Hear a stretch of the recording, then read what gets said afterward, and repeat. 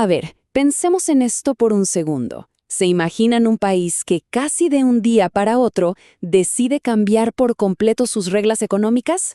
Bueno, eso es básicamente lo que hizo Costa Rica a partir de los años 80.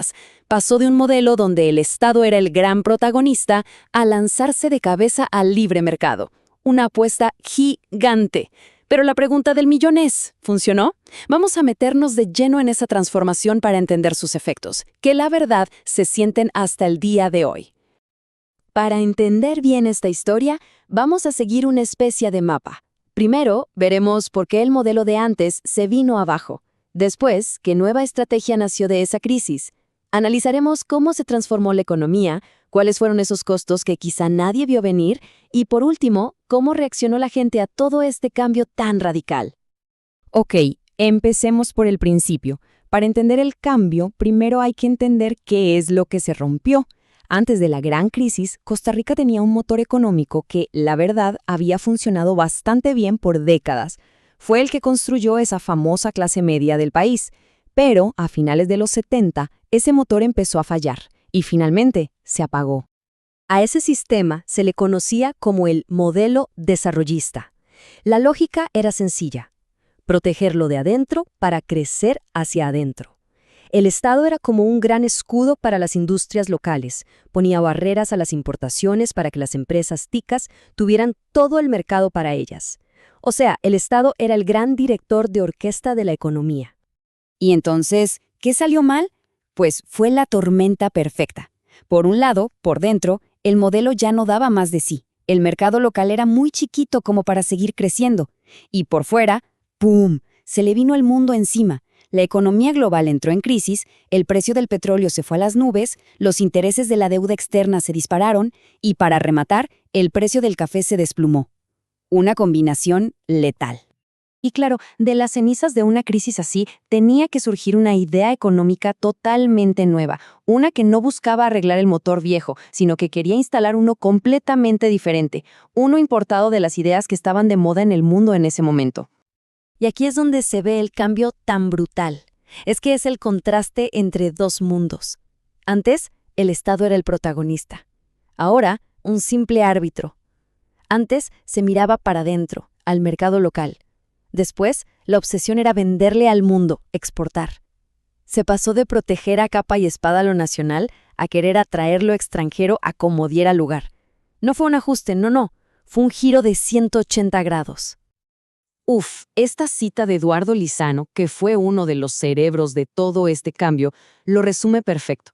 El diagnóstico de ellos era que el Estado, con tanta protección, había creado empresas flojas, ineficientes y un aparato público gigante y lento.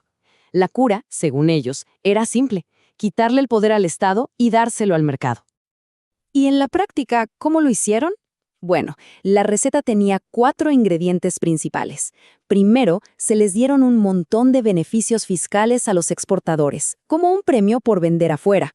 Segundo, se abrieron las puertas de par en par a los productos importados, bajando los impuestos. Tercero, se liberó el sistema financiero del control estatal. Y por último, se buscó achicar al propio Estado. Sobre esas 4 patas se construyó la nueva Costa Rica. Bien, ya vimos la teoría. Ahora, a lo que vamos. ¿Funcionó ese nuevo motor? ¿Qué pasó en la vida real? La respuesta corta es que sí, la economía costarricense cambió por completo. Pero la respuesta larga, esa es mucho más complicada. Y esto lo deja clarísimo. Miren, el perfil exportador del país se dio vuelta como una tortilla. La agricultura, que siempre fue el corazón de la economía, perdió su lugar. La industria, enfocada en exportar, se convirtió en la nueva estrella, llegando a ser 3/4 partes de todo lo que el país le vendía al mundo.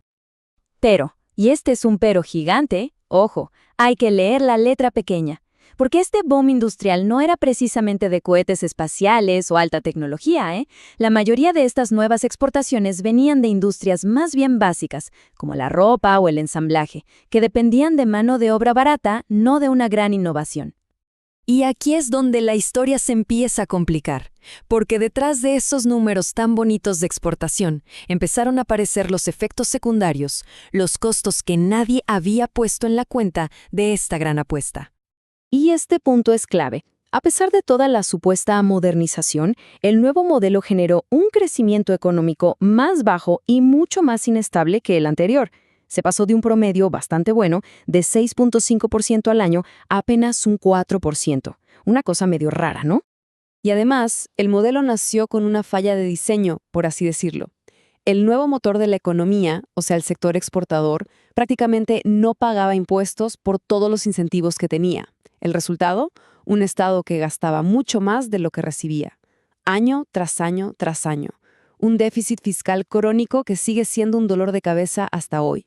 Pero quizá el dato más fuerte, el que más impacta, es este. El coeficiente de Gini, que básicamente mide qué tan desigual es un país, se disparó. Este número es la prueba matemática de que la brecha entre la gente con más dinero y la que tiene menos se hizo muchísimo más grande. O sea, el pastel creció menos que antes y para colmo se repartió mucho peor. Y claro, todos esos números económicos no se quedaron en los gráficos.